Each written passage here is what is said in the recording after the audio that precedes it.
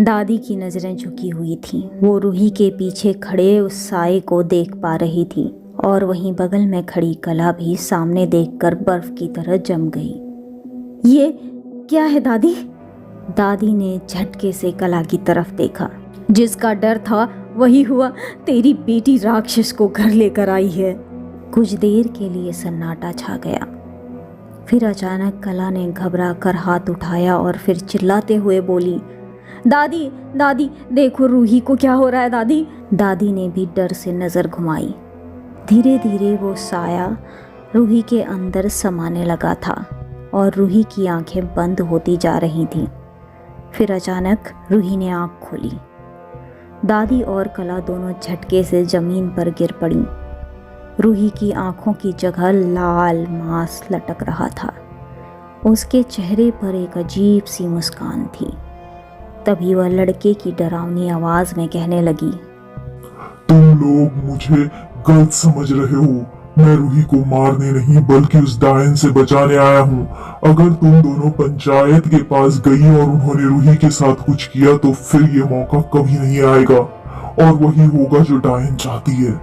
जैसे ही उसकी बात खत्म हुई, एक धड़ाम की आवाज आई। रूही जमीन पर गिर पड़ी थी। उसकी आंखों से खून बहने लगा। दादी और कला दोनों दौड़ती हुई रूही के पास गईं। कला ने उसे उठाया और गले लगाते हुए कहा, दादी मैं अपनी बच्ची के लिए कुछ भी करूँगी, लेकिन उसे पंचायत के हाथ नहीं आने दूंगी। उसके लिए अगर मुझे दुनिया से भी लड़ना पड़े तो मैं लड़ूंगी। दादी उसकी बात पर कोई जवाब नहीं दे पा रही थी। कुछ ही देर में सूरज आसमान में चढ़ आया। उजाला हुआ, पर आज भी सालों से लगी धुंध की मोटी परत तेज रोशनी को रोक रही थी। दादी ने आसमान की तरफ देखा और सोचा, जब से उस डायन ने इस गांव को श्राप दिया है, तब से न डर दूर जाता है न धुंध हटती है। मातम मना हुआ है पूरे गांव में।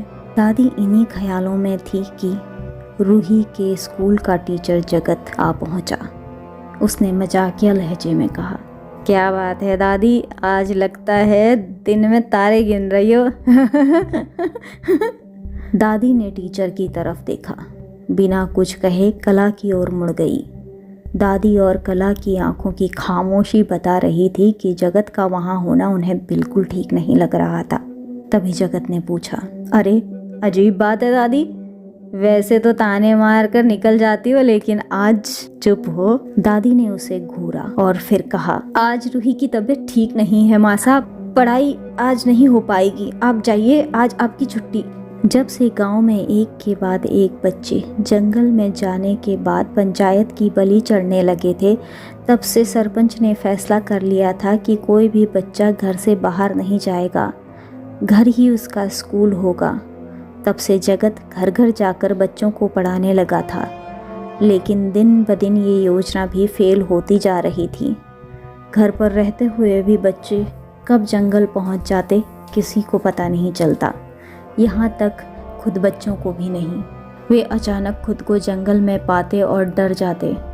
फिर कुछ देर बाद घर लौटकर अपने माँ बाप से कहते, मेरा दोस्त जंगल में रहता है। पर अब सब डर चुके थे, ना चाहते हुए भी पंचायत के पास पहुंच ही जाते थे।